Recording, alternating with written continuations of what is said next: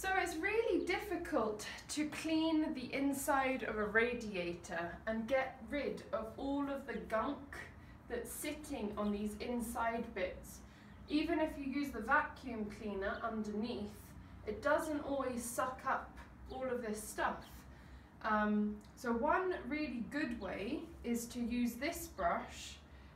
I've tried finding them here, but I haven't succeeded. This is very soft bristles, and they're not plastic, so it doesn't scratch. It's very soft on your skin, a bit like one of those brushes that you use for your body.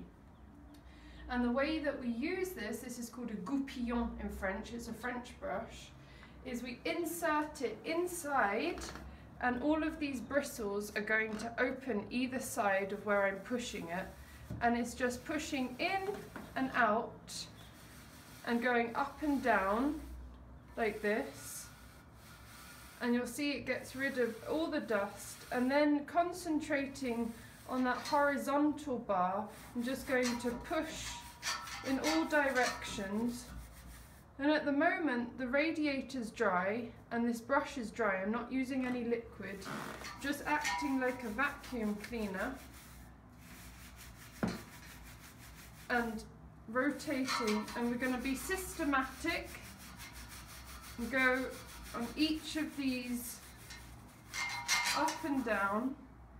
Now afterwards, after we've done the whole radiator, you can get a bucket of water, hot water with washing up liquid or some cleaning product, and you're going to do the same. You insert the brush into the water and then clean. But you do want to protect, especially if you have a nice clean wall behind.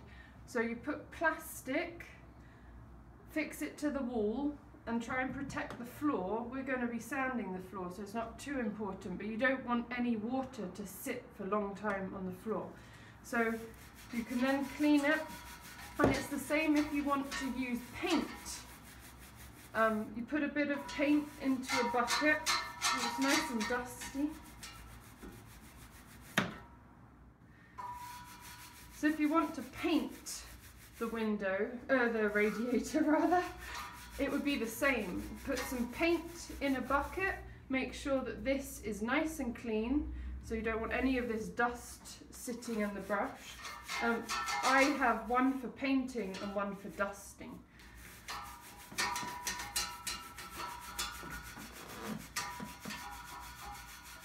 So you can go slowly if you want, just in and out, but you know, and you can see all of this stuff that's taken. No vacuum cleaner has been able to get all of this stuff. This is years of hair and gunk, and it's not much of when we strip the radiator. You see, these are bits of paint, but this is just dust that has never been cleaned. It's very important to clean these radiators if you want a nice and healthy house.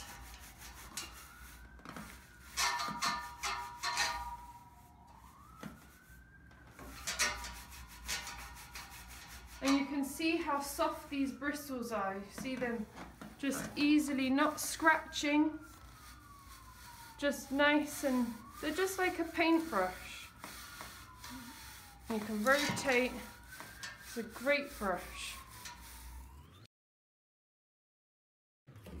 I'm sure if you go into your own house and you look inside your radiator, even if you vacuum on a regular basis, you'll probably be quite surprised at what you find inside.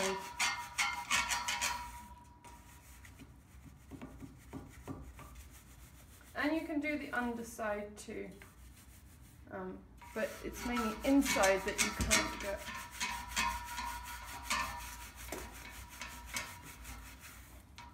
Also, so we're doing the inside, the back side is also difficult to get with a vacuum cleaner, all the way down there. So the same, just go up and down. I'm just going up and down and trying to push through. In the front you can do it basically anywhere that you think there's going to be dust. There probably will be. Nice build up. So even if you don't want to paint the inside, it's good to keep it clean. And once you've done this, this is disgusting and many years of no one touching it. You know, once a year during your spring cleaning, you can do the same. Just a little spruce, a little clean there. So you can see a lot of, these are paint chips because we have removed the paint from this radiator, and the way that we did this one is just by tapping it gently with a hammer to loosen the paint, as it was in really poor shape. Obviously you don't need to do that, but so it's a mix of, so this is done now, and I'm going to vacuum up, but this is, you know, this is what we were living with. Quite disgusting, really.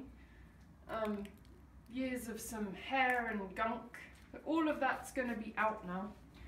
So once we've cleaned the interior of the radiator and taken away as much dust as possible, I'm going to vacuum up all of this dust. Some of it is residue of lead paint, probably from when we chipped it off the radiator. The best vacuum to use is one with a HEPA filter. This is a very expensive, it's kind of the Rolls-Royce of tools these days. It's a brand called Festool. You don't need to have one of these, but any vacuum with a HEPA filter is the best way to remove as much dust as possible.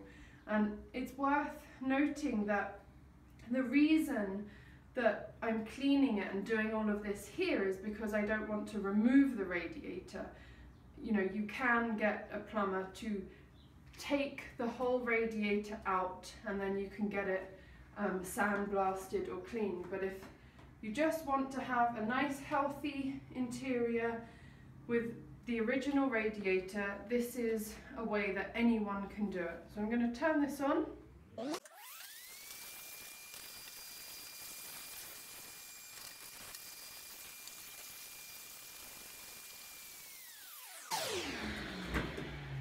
So you can see that that's pretty good. Inside there's hardly any dust left. The next stage will be cleaning it with water to really cleanse it, but this is stage 1 and now it's devoid of dust. So fantastic. Great.